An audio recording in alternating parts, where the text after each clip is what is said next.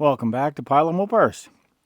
I was putting in a Rock Auto order for another vehicle, and I thought, well, I wonder, I'll have another look over at the GTX and see if there's, a few more odds and ends to order.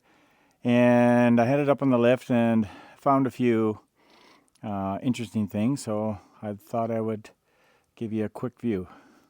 Just having a look around under this thing, and yeah, just looking at some stuff that I need to replace. These end link bushings, not a huge deal, but they're worn out and they're like, I don't know, 15 bucks or something. So might as well switch them out. Probably order some shocks for each corner. They're pretty cheap. I did a little preliminary movement and shake of all these suspension points, and the idler arm's usually a really bad one for up and down movement, but they're all pretty tight. Even the tie rods and everything feel tight, so I'll leave those for now and see what happens when start driving it and things loosen up. Maybe they'll need to be replaced then. Maybe they're just stiff from rust and they're actually worn out, but we'll see. Just looking at the engine. It's got the original oil pan and stuff like that. But what strikes me is the wrong color. I had mentioned that in the earlier video from up top. This is my first time looking from underneath. And if you look all the way up, the whole block has been painted the wrong color. So that leads me to believe that this engine has been out before. Again, I haven't found numbers yet to confirm it's actually numbers match, but it is, date correct and model correct with the HP and all that. And I'm going to get it running. And I looked here. There is an expansion plug out on each side. So I'm going to have to order a set of those to put in. Not a big deal. I can get at them with a punch and stuff and pop them in, and maybe that was the location. They had a block heater and they came out. They can always, if I can't get a punch in there, I can always put a new rubber block heater in. I showed you before these headers, they're toast, so that's okay. I've got another set. Now it's got some numbers here on the block. It's kind of hard to see in focus. And I'm going to have to look up to see what those numbers mean. It's not the serial number or anything like that. But you can see, I think it's a PT 440S 2224 something. What's that last one? I can't really see. A 41, I think. I'm not sure what those mean, but I can look that up. And I was going to look at this transmission. Later models have a raised section. Oh, it's so hard to film here. It's hard to see.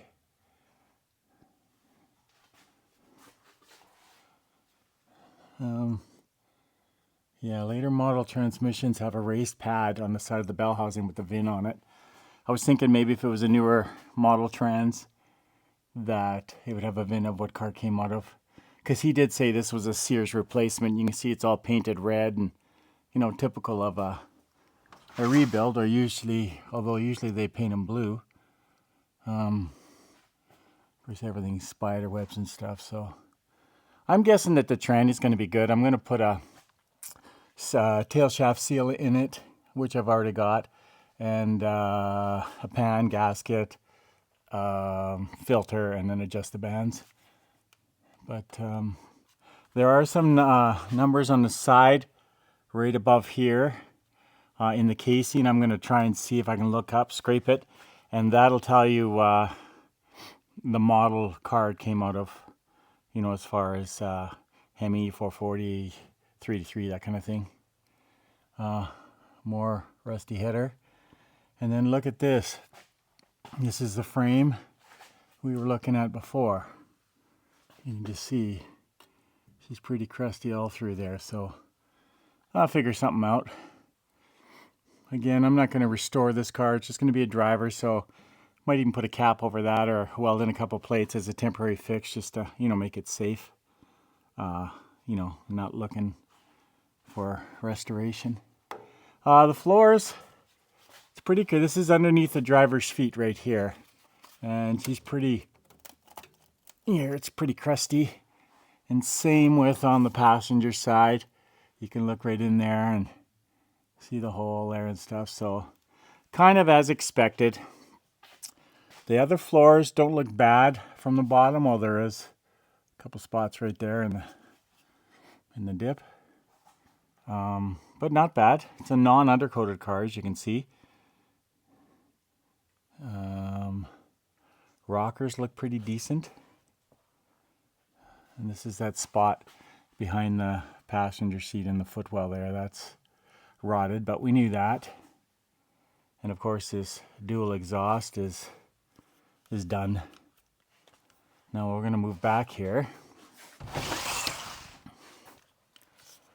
In the last video I showed you the torque boxes of a Hemi car, and that was this area here. You can see with a bracket for the leaf spring bolts on, and then the torque box on the Hemi car encloses this whole area just as a anti-twist thing, you know, just a beef. Same with this side. You see where the frame has hit something right in there. Typical. And then on the Hemi car as well, see the pinion snubber area. You can see the initial bracket. Let's see if I can find a spot for this light. You can see this initial plate is welded to the floor pan. All cars got that. And then if you remember, I showed you the Hemi car had the extra plate welded in here. So you can see that's not there, kind of as expected. And I wanted to show you the other plate at the back. So on the Hemi car, this section here, that triangular piece, or sorry, right in there, was all welded. So this outer frame where the shackle is was tied into the main frame on the Hemi car. But we'll give a little shot here of condition. You can see the trunk extensions and trunk floor rusted. Frame itself looks pretty good. You can see this wonderful engineering on this trailer hitch. It's got original style tips, which I will reuse. I'm just going to buy a dual exhaust kit. It's probably the cheapest way to go, and then just fit it up and you know, with hangers and stuff as a stock replacement. You know, like aftermarket companies like Pipes or some of the other ones have various kits you can use. So that's what I'll do. I'm not going to go into the real fancy TTI or the, you know, the accurate exhaust restoration stuff. Not necessary on this car. You got to pick your battles with your resources. Here's the tip hanger. And another one over here. You see the tips come out of that. There should be an L bracket on the tip. In fact, you can see one there coming up.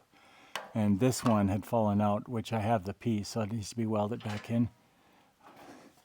This side here, same thing. You know, typical rust.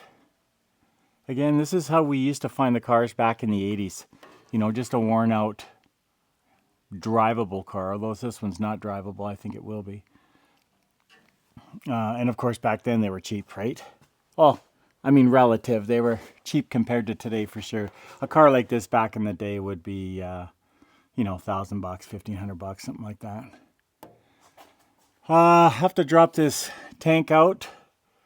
It's going to be, you know, full of goo and stuff. And hopefully, I think there might be enough clearance on this hitch if I undo the straps up front, lower the front of the tank, and then slide it forward towards the diff. I think that'll be fine.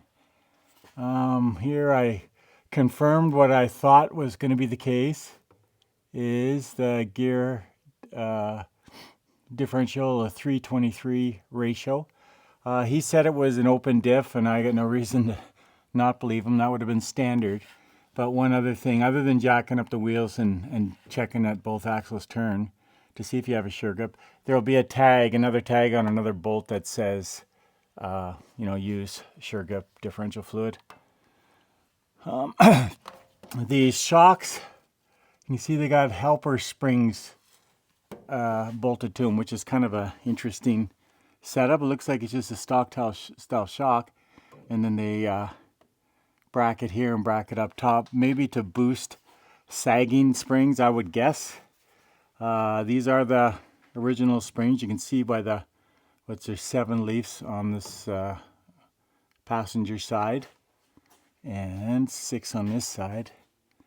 So if these got to be re-arched or whatever, I'll, rebuild them if, as need be. Here's the other shock up here. So I'll probably order some shocks. I'm sure these aren't the greatest. I mean, this is in time, of course. I'm not doing this all at once, just as we go. I've got new rubber line to the differential. I've got new wheel cylinders already in place. I'm going to spray all the lines that go in to the wheel cylinders from the backside and into this this line here, trying to preserve these metal lines, because 99% of the time something that rusty is just going to twist right off. So if I can preserve that just to save time, and worst case scenario you have to put a new line in, whatever happens, but if I can, so a torch really helps with that, heating it up and stuff. I've had good luck with that lately. It's a 742 case. You see I scraped it away there. Pretty good shape under here, not all heavy flake rust or anything. Which would be right around the border, 68, 69, I believe. Maybe it's 69 when the 489 case came out. But the 742 is a good case as well. So, I mean, I'm just going to leave it here. Probably going to order a new front seal and a repair sleeve for the yoke, because I'm sure that's probably got a groove in it. It's got a fair leak. Everything's wet underneath here. One thing about oil leaks is it doesn't take much of a leak to make it look really bad, right? Because it just goes everywhere and then everything's wet. But, I'm sure if I check the fluid here on the side, it's, barely down. Anyway, a little update, I guess. So I've got to get started on this soon. I've got it on the top lift, so I just drive the Viper out when I want to work on this to get, underneath it. And, yeah, so job 1 is going to be getting it running. So I'm going to put those frost plugs in, change oil, go through the transmission. As far as filters, seals, adjustments, probably going to leave the exhaust for the initial fire up and drive around, but I mean, that's going to all get ripped out. I got a new U-joint. One of the U-joints on the drive shaft was all seized, so I'll put that in, put the drive shaft back in place. Oh, and I do have some other wheels and tires. I got to double check. I think, oh, it does actually. I was going to say, it does have the left-hand lugs on the driver's side still. The wheels I want to put on, I got a set of center lines, just as rollers, but they're actually a nice wheel, 15-inch. So I'm going to put them on here just for a better visual when I look at it. But it takes the mag style nut, with the deep collar on it. And of course, these being left-hand, those are going to be a little harder to find. So I'll have to try and dig some of them up, because I don't think I have enough unless I can rob them off another car. I'd have to look around. Anyway, another lower shot here. Both quarters are junk, so they got to be replaced. Rocker, big dent in there. Doesn't look rusty though, surface rust, but nothing else. Dog leg in the fender. I'm going to try, in due time, of course, I'm just going to get it running, but I'm going to try sectioning a new one in there. And I've done some body welding in the past. I wouldn't mind learning more of that, so I might tackle the body on this one myself at some point. Walk around some more. Of course, this, you can see the red oxide primer. That is a factory replacement fender. It's got a paint stenciled serial number on the inside. Could use a better front bumper. This one's pretty hagged. What else? Okay, so we got the 69 fender on this side. I did get that other 68 fender. I think it though might be a duplicate of the other side. I don't think it's for this side, but all I can do here is just cut out that, weld in a patch, and then cut a hole for the marker, and you know, that'll be good to go. Weld up the holes for the sports satellite emblem. This side, just give you a walk down. Can't really see behind this trim, but rocker looks good otherwise, unless it's all rotted behind there. It's kind of hard to tell. Again, another quarter junk. A friend of mine, Jerry, has quarter skins. Might look into that.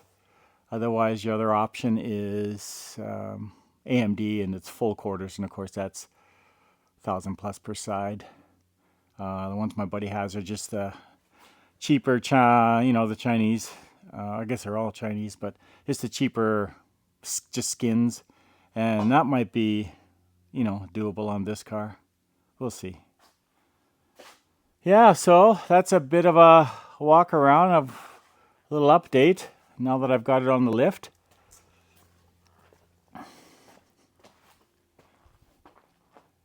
Oh, and one more thing too I should mention. In the one video there, on the inside of this trunk lid, this is the original trunk lid, it's all maroon inside, or blue, but maroon underneath, so you know. Some of the inner bracing here on this side was all rotted away. So when I went out to my buddy's place to get the Charger, the 69, I stopped at another friend's place and had a nice visit with them. Anyway, it was his dad that 25 years ago, when the previous owner of this car bought that replacement front clip I showed you. That was at this guy's place where we visited. Anyway, getting kind of confusing here. Anyway, that car was still, or parts of that car were still there, the one he cut up for the parts for this. And when I was there, he had the trunk lid off that car.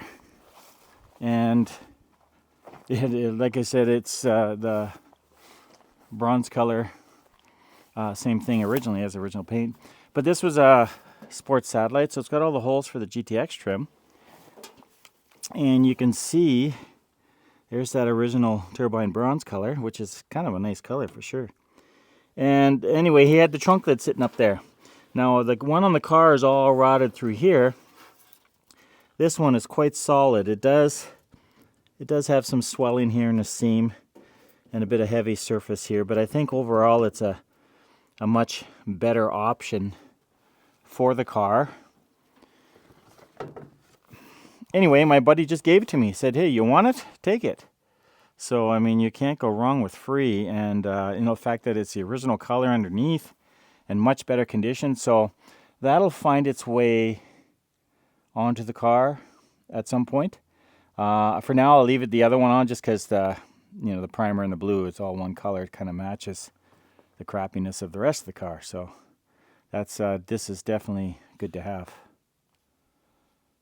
Another side note, I've got the quarter panels off the 69 Charger from my buddy when I picked it up. And the way he cut it off, this one is, you know, pretty much intact. So I thought this would be a cool wall hanger, you know, memories of what was. And this is the other side, not quite as good, but let's see if anybody's want it as a wall hanger, just because it's interesting, you know, whatever, man cave stuff. And same thing with the tail panel housing. It was replaced on that car, so this is what came out.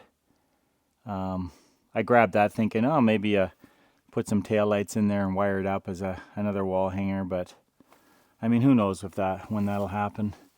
But I grabbed it nonetheless. I'll give you a show of the condition.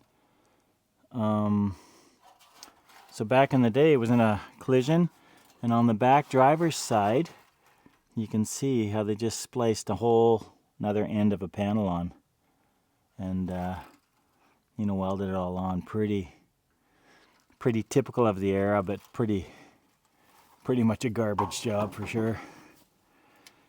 And this is the original out of the car, and you can see how the primer, you get the black, the primer, and then the copper overspray. exactly the detail that Ken transferred onto the Charger on the new part. So definitely as factory for sure. So the last couple weekends we've been getting things ready for winter, getting them parked and out of the way of my snow removing activities. So here we got the convertible, the 77 short box back there, the Power Wagon. We got this car, 74 Roadrunner GTX. I always call it the Roadrunner because that's the way I think about it, but it is actually a GTX as well because it is a 440 car. Back there we've got the Crew Cab Diesel Project, the race car, which I got to put that cover back on. It's starting to drizzle a bit. I got the big race slicks and race tires off because I like to keep them indoors, keep them nice and fresh. And of course we got the skinny little ugly wheels and just looks terrible, but whatever, it's just a roller. And then we got the whale, the original, the OG. So the work in the next little bit is going to bounce between the 68 GTX and this car. My wife's been very patient. She's anxious to get going on it. So we've got the short block built. We've got the tranny ready to go in. So we are going to pop the drivetrain back in and then show you what I got to do. I got lots of floor work to do. As you can see, holes here. So all 4 sections, drivers, passenger, and then back here need floor pans. I want to show you one that I made up in case you didn't see any earlier videos. You can buy floor pans for these, but they're just hand formed and they're expensive. By the time I get all 4 floor pans and stuff and into Canada and shipping, we're looking at like $1,500–1,800. And you know, I made this floor pan in about, I'll give you a better shot here. Got wet because of rain coming in, the windows are open, but I made that floor pan and put the ribs and stuff, and I mean that, you know, maybe took me an hour and I don't know, $30 worth of sheet metal. So this is not the car in a car. You're going to spend big money to make it exactly factory because the value is just not there. So this is about making a fun cruiser. And so I'm going to do my my own floor pans, do the best job I can. And then we got sound deadener to put in and carpet, and you'll never see it. Unless I accidentally run you over and you can get a good side of the underside. But this one will be a little more complex because it's got lots of curves and bends and stuff. But you can see the little pedestal where the gas pedal is mounted as sort of a raised section. So again, I'll just do my best to make what I can, and that'll have to be good enough. So yeah, so I'd like to get this mobile and the GTX. That way we can zing them in and out of the shop all winter as we work on each one, and don't have to push in the snow and that kind of thing. And then this, yeah, you know, runs and drives. There's no issues that way. It's just the tranny's out of it. I had some transmission issues and decided to, you know, try my hand at this myself. So I need to get busy with that and get it mobile as well. This is such a comfortable car. Anybody familiar with these later 73 and up B bodies? They went to the isolated, rubber isolated suspension. This car has that, of course. Maybe not the best handling, but by far the most comfortable muscle air Mopar that I own, that I drive. They are a real treat to drive, real highway cruiser. So that's the way this one's going to stay. It's got 323s, and I'm thinking I wanted to keep the stock Magnums. Those are the original. So I bought new 14-inch tires, and yeah, I bought a differential yesterday. It's a 66 Coronet differential, 8 3/4. I wanted to put in the 63 Fury. They're a nice upgrade over the tapered nut axles that came on those cars. and they're narrower. They seem to be the right width. But anyway, it came with some 276 gears that are in good shape, so I might put them in this car and keep it as a highway long distance type cruiser. These short 14s with the 323s, it's still buzzing fair bit on the highway, and of course your fuel mileage reflects that. So I might stick the 276s in there and keep these 14-inch tires on there and make it a long distance type cruiser. There's out of town shows down in Vancouver and in Edmonton that we go to, so might be ideal for that. But anyway, I got to get the tranny built and get that put in, and that'll be over the winter as well. So just a little update for you at Pile of Mopars. Okay, that's it for this video. Just a quick little update of what's going on. Hopefully in this coming week we can get to it. Get it on its resurrection. Anyway, once again, thanks for watching Pile of Mopars. See you next time.